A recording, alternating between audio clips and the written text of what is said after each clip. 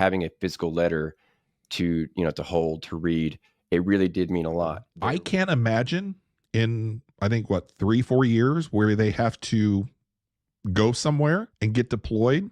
Help me, not only from a dad point of view. I worry in a different way than the wife does. But what can I do to help not only my anxiety, but hers? You've been out there. Well, I think, obviously, just like every relationship, you're both going to have to be honest about your feelings and what exactly about his absence worries you and gives you that anxiety, so that you can understand and support each other whenever the other person's struck by that. I think also really you need to double down on communication. If he's anything like me, he's going to tell people and tell you don't need to call or write. However the communication is allowed these days. I don't know, maybe it's mostly email, maybe it's still phone calls and letters, but however that communication is allowed, he's going to be telling people that I don't need to talk to my family and I don't miss them. But what you need to be doing is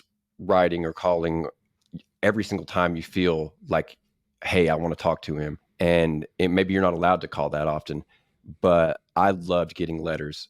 And that was even at a time, toward the kind of sort of the birth of email, at least the birth of the popularity of email when I was Right. in.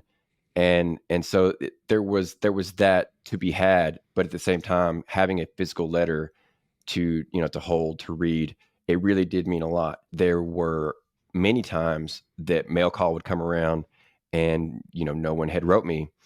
And Ugh. they, at least in basic training, they weren't allowed to call. So I would be calling them every chance I got. And there was, quite a few times that they weren't home or that they didn't answer. So, try to work something out, maybe a time or something of that nature where that's when he's going to call, or that's when you're going to call, so that you always have that kind of like ritual or habit that you can look to, Right. that you can build, some kind of reliability in, and that he can know that, no matter what happens tomorrow or next week, or, at that test, physical fitness test, whatever the case may be, I'm going to talk to my parents at such and such time. They're going to be there because they know that that's the time that we've talked about. He's probably well, there will be times maybe when he, acts vulnerable or lets on his vulnerability, because God, the loneliness is just awful sometimes.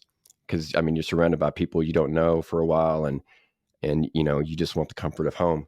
So if he happens to let that slip, be that in an email or whatever, you handle it however you want, but remain strong. Mm-hmm. Don't let on that you're hurt by it as much as he is. Like, I understand, son. I feel that too. I wish you could be here. You got to be strong. Like, don't let him hear you cry. Is basically what it amounts to. Because there were times where I would talk to my grandma or whoever, and she would start crying, and then I would start crying. And so Mm-hmm. you got to be that cliche trope of a tough dad. You have to be understanding, but you have to be, you have to kind of hold your ground and be strong for him, because when he's vulnerable is when he's going to need you to be the strongest. And maybe even there's going to be vice versa times, or vice versa. There's going to be times where you're like, Right. man, I miss you so much, whatever his name is. And then he will feel comfortable being able to tell you, like, I miss you too. It's going to be okay. I'm safe, whatever the case may be. I guess all of that, long story short, really just amounts to communication. You need to, as every relationship is, it's all built around and revolves around communication. And you just need to stop, if there is anything, in your head along these lines, get it out in terms of being afraid to call him too much or write him too much, where, whatever the case may be, because he wants that, even if he doesn't say it.